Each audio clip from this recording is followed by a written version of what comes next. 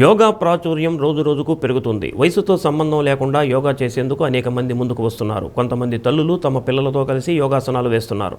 అంతేకాకుండా జిల్లా స్థాయిలో జరిగే యోగా పోటీల్లో తమ పిల్లలతో పోటీ పడుతూ అవలీలగా యోగాసనాలు వేసి అబ్బురపరుస్తున్నారు. పిల్లలతో కలిసి యోగాసనాలు వేస్తున్న తల్లులపై డి న్యూస్ ప్రత్యేక కథనం.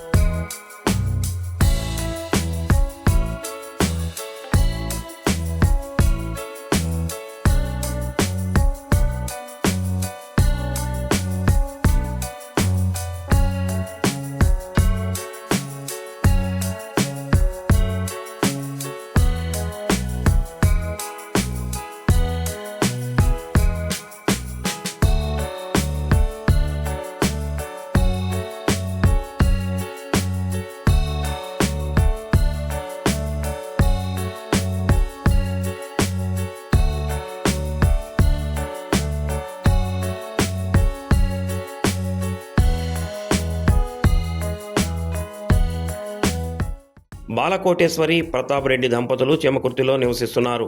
వారికి 5వ తరగతి 3వ తరగతి చదువుతున్న 2 పిల్లలు ఉన్నారు.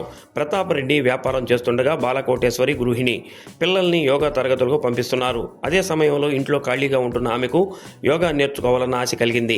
ఖాళీ సమయంలో ఇంట్లో పిల్లలతో కలిసి బాలకోటేశ్వరి యోగాసనాలు వేయటం మొదలుపెట్టారు.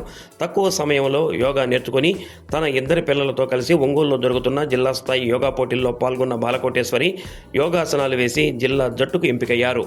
మాకు యోగా మీద ఇంట్రెస్ట్ రావడానికి ముఖ్యమైన కారణం ఏమిటంటే పిల్లలకి ఎడ్యుకేషనే కాదు, ఏదో ఒక యాక్టివిటీ, అందులో హెల్త్ యాక్టివిటీ నేర్పించాలని ఇంట్రెస్ట్ తోటి బాబుని పాపని జాయిన్ చేశాము. వాళ్ళకి వాళ్ళ కాంపిటీషన్స్కి ప్రిపేర్ చేపిస్తూ మేము కూడా కొంచెం ప్రాక్టీస్ చేయడం వల్ల నాకు కూడా ఇంట్రెస్ట్ పెరిగి ఈరోజు ఈ కాంపిటీషన్లో పార్టిసిపేట్ చేస్తున్నాము. గంట చేస్తారు సార్. ఉదయం 1 గంట చేస్తారు, సాయంత్రం 1 అరగంట చేస్తారు. నేను హౌస్ వైఫ్నే సార్, బట్ పిల్లల్ని వాళ్ళ కేరింగ్ వాళ్ళకి సంబంధించినవన్నీ నేనే చూసుకుంటూ ఉంటాను. ఆసనాలు అంటే పిల్లలకి నేర్పిస్తూ నా బాడీ కూడా తెలియకుండానే ఫ్లెక్సిబుల్గా మారిపోయింది సార్. ఎంత టాలెంట్ ఉందో నాకు పిల్లల ద్వారా నా టాలెంట్ కూడా బయటపడింది. మా పిల్లలతో పాటు నేను కూడా ఈరోజు ఒకసారి చేద్దాము ఎట్లా ఉంటుంది అని ఈరోజు చేస్తున్నాను. నేనైతే ఇప్పుడు ప్రస్తుతానికి ఎంటెక్ చదువుతున్నాను సార్. ఎంటెక్ కూడా రేపు ఏఈ పోస్టులకు కూడా ఎగ్జామ్ ప్రిపేర్ అవుతున్నాను. ఇంకా మేబీ రేపు ఇప్పుడు సెలెక్ట్ అయ్యాను, నెక్స్ట్ స్టేట్ లెవెల్కి కూడా వెళ్తాను.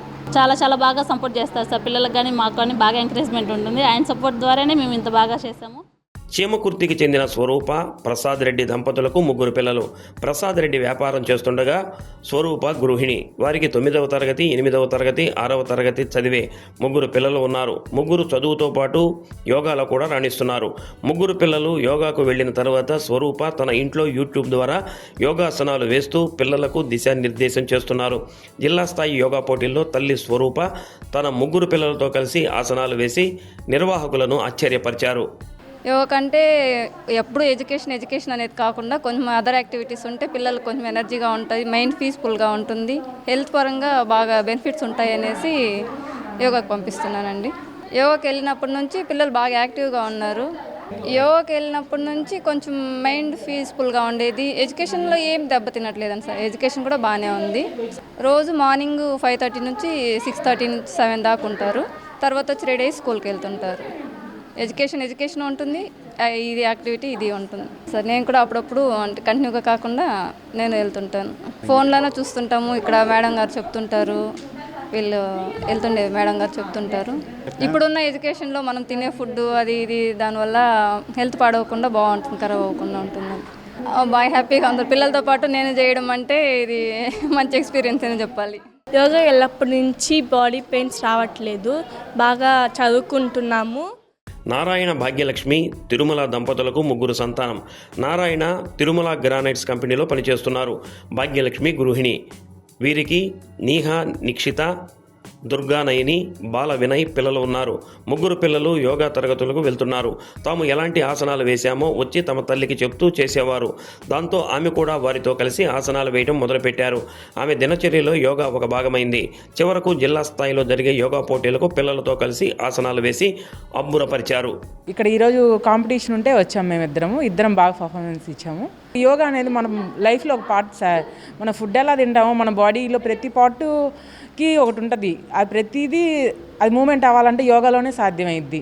కాబట్టి వాళ్ళని యోగా పంపిస్తా.